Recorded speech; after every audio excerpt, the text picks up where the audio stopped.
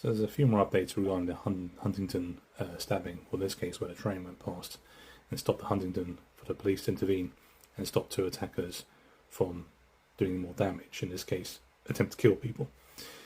And it seems that we got usual response from people like Davey that says, well, we're sort of best of Britain and will not be cowed by violence. We keep hearing this all the time, but yet people keep being stabbed, raped, sexual assault, you name it.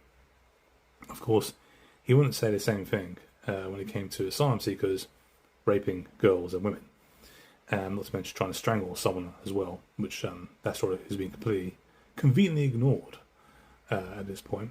Not to mention the recent killing of a man who was a cleaner, and where this Afghan, who should never be in this country in the first place, stabbed him, killed him, and a few others as well who were injured. So you get the usual response of, we shouldn't speculate. I think it was the Defence Secretary that said this, another clown. We can speculate all we want.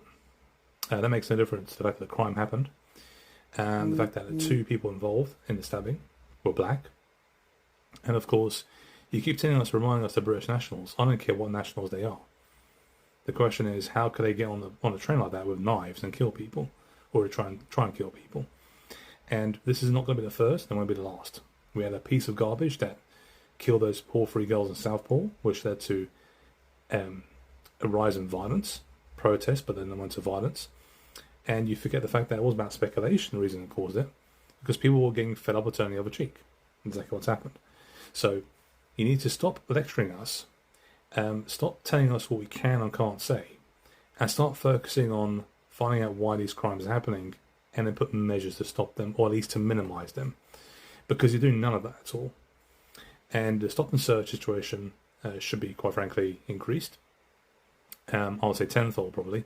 And you need to get metal detectors at big stations across the country, like London, Waterloo, Manchester, and places like that. So nothing will change then. You can take your the likes of will not be cowed by violence and the best of Britain is shove it up with Jackson, as far as I'm concerned. I don't care about that. Tomorrow, people are going to go to work, they're going to use the trains, and this will be in the back of their mind.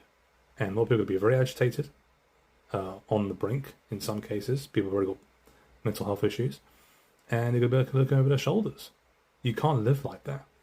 So we can just try and get on with it, of course, but the government's words recently, along with some of the leaders of other political parties, have been pretty poor. So less time on lecturing, more time on action, meaning at least give us a plan of what you're looking to do to try and minimise this, and then come out with more information as to why these two decided to do what they did on that train.